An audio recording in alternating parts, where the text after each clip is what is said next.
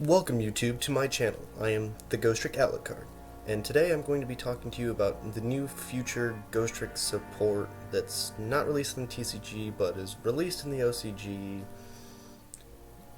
Ghostrick Spoiled Angel, also known as Darklord. And today I'm going to be going over all of her info, stats, why I think she's a great card, and why you should be running 3 as soon as you can get your hands on her. Alright? Let's get into it. Alright, so first I'm going to go over her stats, and then I'm going to go into her effects and why I think they're good. First off, she's a rank 4 that requires 2 level 4 monsters. You can't make her unless you are running some weird 4s, but I'll get to that. She has 2,000 attack and 2,500 defense, so she now has the biggest defense line and attack line unmodified in the deck. If you play with Ghoul or if you play Dull Hand, sometimes Dull Hand can get really big and can get around that, but she's the biggest base stat line in the deck. She has 4 effects and they read as follows. You can XYZ summon this card by using a Ghostrick XYZ monster you control as the XYZ material, except for darklord. XYZ materials attached to that monster become XYZ materials on this card. So that's how you make her. You make her like you do with Constellars in M7. You overlay over Alucard, Dullahan, or Sokeep Boss. And I'll get to why I think this is good in a moment. When this card has 10 XYZ materials attached to it, you win the duel. Another free win condition, another way to try to play the deck, another variant. Adds a little spice of variety and makes it so that even when people are like, oh, you're playing Ghostricks, they now have to think, what Ghostricks are they playing? Once per turn, you can detach 1 material from this card to add 1 Ghostrick spell or trap from your deck to your hand. That's pretty good. You can detach to get a spell or trap. You need a vanish, you got a vanish. You need a field spell, you got a field spell. Gets you whatever you need without having to attack like Stein has to. It's helpful, and it gets you pluses, and it does a lot for you. Once per turn, you can attach 1 Ghostrick card from your hand to this card as XYZ material. It says Ghostrick card, so you can attach spell and trap cards as well. You have an extra field spell in your hand, you can attach it to tag out to detach to get another spell or trap card, one that's actually useful. That way your hand's not clogged with field spells. I find myself trapped in that situation a couple of times, and it gets annoying. Now, what really makes her synergize with the deck is that she uses the other XYZs as material. And why I think this is good is with Dullahan and Alucard being sent to the graveyard, you get to recycle a Ghostrick card from your graveyard to your hand. Detaching is sending them to the graveyard.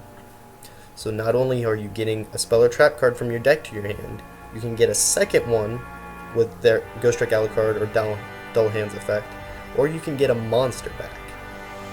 You want somebody mess with your doll combo, you can get a scare and your doll back from the graveyard and set it up one more time. Somebody's interfering with anything else, has killed all your skeletons, you can get your skeletons back. Like that. You no longer have to wait for somebody to destroy your Alucard or Dullahan or run it into their monsters and take damage. You can just make Darklord and then detach and get your card back. It adds recycling to the deck, and enhances the recycling power it already had. Sorry, correction. And it just helps speed up the deck and get the deck to whatever answers it needs a lot faster. And I think this is gonna really what takes the Ghostrick cards to the next, or Ghostrick deck to the next level, and maybe even make it anti-meta. I've always thought personally that it was anti-meta, but now that we have Darklord, or will have Darklord whenever she decides to release in the TCG, we're gonna have a better chance.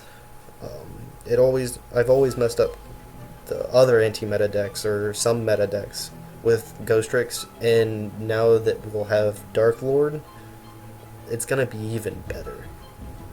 Like the skeleton variant with Spoiled Angel or Darklord, whatever she ends up being called in the TCG, in defense mode with a field spell, and then she's constantly getting spell or trap cards to protect her, to protect the other cards, and you're just using go around to flip skeleton up and down every turn.